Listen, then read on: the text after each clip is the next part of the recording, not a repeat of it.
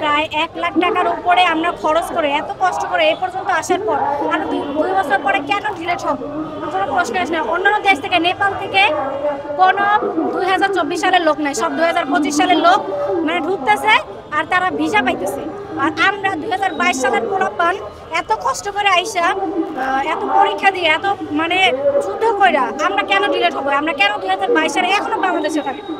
বৈশাল বলে তাদের হাতে কোনো মানে তাদের হাতে মানে কোনো কিছুই নাই।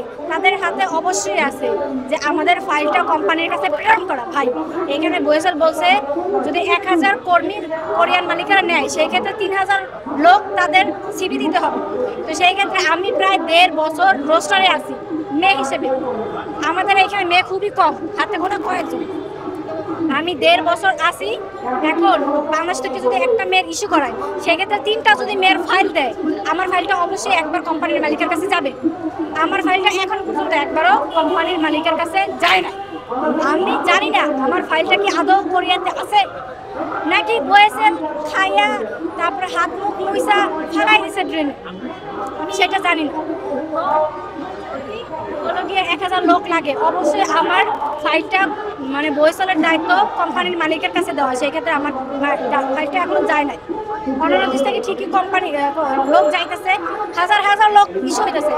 আমরা বর্তমানে 17,000 লোক রোস্টারে আছি, আরও 6-7,000 লোক মানে মেডিকেলে করবে, ওরা মেডিকেল করে ঢুকবে, প্রায় 21,000-এর উপর লোক। সেই ক্ষেত্রে আমাদের বছরে 5টা ইস্যু হয়। 5টা ইস্যুতে যদি আপনি 5,000 করে ধরেন তাহলে বছরে 5,000, 2 বছর আমাদের টাইম দেয়, 2 বছরে 10,000 লোক যায়। আমরা রোস্টারে আছি 20,000, আমাদের মেয়াদ দিচ্ছেন আপনি 2,000, আমরা তো এমনিতেও 10,000 ডিলেট হয়ে যাব। সেই ক্ষেত্রে আমাদের 1,000ও ভাই ইস্যু হয়। আমাদের এবার ইস্যু হয়েছে 300। 17,000 লোকের মধ্যে যদি এক ইস্যুতে 300 জন ইস্যু হয় তার মধ্যে ভাই প্লাস তার মধ্যেও আমরা শুনছি যে 17 লাখ 18 লাখ টাকা খরচ করে তারপর তারা চলে গেছে। কিভাবে বুঝতেন যে 300 জন লোক বৈশাল থেকেই গেছে? এটাও তো ইয়ে না। তা আমাদের তারা যদি তাদের দায়িত্ব যদি না করতে পারে তারা অবশ্যই পদত্যাগ করবে। যারা দায়িত্বে আসতে পারবে তারা বলে তাদের কোনো হাত নাই, তাদের এখানে 1%ও কোনো কিছু করার নাই। তবে তোমাদের যেহেতু কোনো কিছু করার নাই তোমরা পদত্যাগ করো, যে করতে পারবে সে চেয়ারে থাকবে।